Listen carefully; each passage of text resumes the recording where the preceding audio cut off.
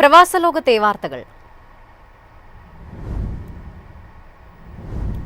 UAE-യിൽ തൊഴിൽ നിയമങ്ങൾ പരിഷ്കരിച്ചു. ബിസിനസ് സെന്ററുകൾക്കാണ് പുതിയ കർശന മാർഗനിർദ്ദേശങ്ങൾ നൽകിയിരിക്കുന്നത്. മനുഷ്യക്കടത്ത്, വ്യാജ സ്വദേശീവൽക്കരണം പോലുള്ള ഗുരുതരമായ നിയമലംഘനങ്ങൾ തടയുകയാണ് ലക്ഷ്യം. UAE-യുടെ തൊഴിൽ വിപണിയിൽ സുപ്രധാന നിയമപരിഷ്കാരം പ്രഖ്യാപിച്ച് മനുഷ്യവിഭവശേഷി സ്വദേശീവൽക്കരണ മന്ത്രാലയം. മന്ത്രാലയത്തിന്റെ സേവനങ്ങൾ വ്യക്തികൾക്കും സ്ഥാപനങ്ങൾക്കും ലഭ്യമാക്കാൻ സഹായിക്കുന്ന ബിസിനസ് സെന്ററുകൾക്കാണ് പുതിയ കർശന മാർഗനിർദ്ദേശങ്ങൾ നൽകിയിരിക്കുന്നത്. മനുഷ്യക്കടത്ത്, വ്യാജ സ്വദേശീവൽക്കരണം പോലുള്ള ഗുരുതരമായ നിയമലംഘനങ്ങൾ തടയുകയാണ് മുഖ്യ ലക്ഷ്യം. തൊഴിൽ മന്ത്രാലയത്തിന്റെ സിസ്റ്റങ്ങളിലേക്കുള്ള യൂസർ ആക്സസ് നൽകുന്നതിനു മുൻപ് ബിസിനസ് സെന്ററുകൾ തങ്ങളുടെ ജീവനക്കാർക്ക് പ്രീ സ്ക്രീനിംഗ് നിർബന്ധമായും നടത്തിയിരിക്കണം.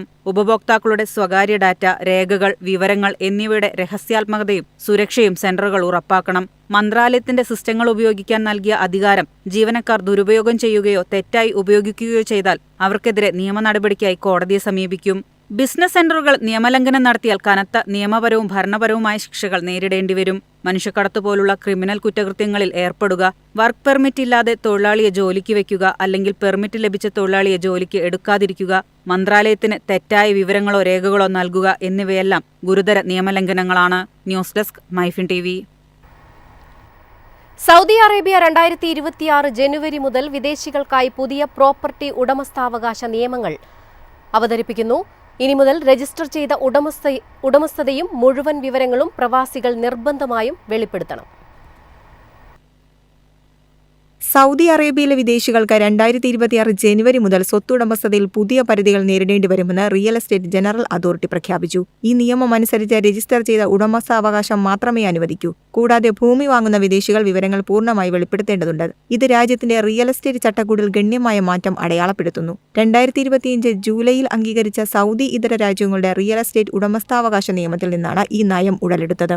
വിദേശ ഉടമസ്ഥതയുള്ള വസ്തുവകകൾക്ക് 10% ഫീസും നികുതിയും ബാധകമാകും. തെറ്റായ പ്രഖ്യാപനങ്ങളിലൂടെ വാങ്ങുന്ന ഏതൊരു വസ്തുവും പരസ്യമായി ലേലം ചെയ്യുമെന്നും നിയമലംഘകർക്ക് 10 ദശലക്ഷം സൗദി റിയാൽ വരെ പിഴ ഈടാക്കുമെന്നും റിയൽ എസ്റ്റേറ്റ് ജനറൽ അതോറിറ്റി അറിയിച്ചു. പുതിയ ചട്ടക്കൂട് അനുസരിച്ച് വിദേശ വ്യക്തികൾ, വിദേശ കമ്പനികൾ, ലാഭേച്ഛയില്ലാത്ത സ്ഥാപനങ്ങൾ, നയതന്ത്ര ദൗത്യങ്ങൾ എന്നിങ്ങനെ 5 വിഭാഗത്തിലുള്ള സൗദി ഇതര വിഭാഗങ്ങൾക്ക് സ്വത്ത് വാങ്ങാൻ അർഹതയുണ്ട്. റിയൽ എസ്റ്റേറ്റ് ജനറൽ അതോറിറ്റി നിർവചിച്ചിരിക്കുന്ന നിയുക്ത സോണുകൾക്കുള്ളിൽ ഈ ഗ്രൂപ്പുകൾക്ക് റെസിഡൻഷ്യൽ അല്ലെങ്കിൽ വാണിജ്യ സ്വത്ത് സ്വന്തമാക്കാൻ അനുവദിക്കും. News desk Myfin TV. UAE നിവാസികൾക്ക് ഫീസുകളും പിഴകളും എളുപ്പത്തിൽ തവണകളായി അടയ്ക്കാവുന്ന പുതിയ സംവിധാനം നിലവിൽ വന്നു. മലയാളികൾ ഉൾപ്പെടെയുള്ള പ്രവാസികൾക്കിത് ഏറെ ഉപകാരപ്രദമായി. ഫീസുകളും പിഴകളും എളുപ്പത്തിൽ തവണകളായി അടയ്ക്കാൻ സാധിക്കുന്ന പുതിയ സംവിധാനം UAE മാനവ വിഭവശേഷി സ്വദേശീവൽക്കരണ മന്ത്രാലയം നടപ്പിലാക്കി. ഇനി മുതൽ ഈ സംവിധാനം വഴി സാധാരണക്കാർക്കും ബിസിനസ് സ്ഥാപനങ്ങൾക്കും വലിയ സാമ്പത്തിക സഹായമുണ്ടാകും. ഇതിനായി മാനവ വിഭവശേഷി മന്ത്രാലയം രാജ്യത്തെ 8 വലിയ ബാങ്കുകളുമായി ധാരണയിലെത്തിയിട്ടുണ്ട്. അതിനാൽ ഇനി ഈ ബാങ്കുകളുടെ ക്രെഡിറ്റ് കാർഡ് ഉള്ളവർക്ക് അടയ്ക്കേണ്ട തുകകൾ ചെറിയ പ്രതിമാസ തവണകളായി അടച്ചു തീർക്കാൻ സാധിക്കും. പണം ഒറ്റയടിക്ക് കൊടുക്കുന്നതിനേക്കാൾ ഇത് സാധാരണക്കാർക്ക് വലിയ ആശ്വാസമായി മാറുകയും ചെയ്യും.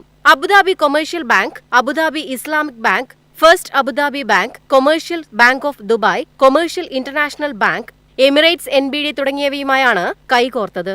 പല തവണകളായി ഫീസ് അടയ്ക്കാനുള്ള സൗകര്യം ലഭിക്കാൻ ഒരു നിശ്ചിത തുക നൽകണം.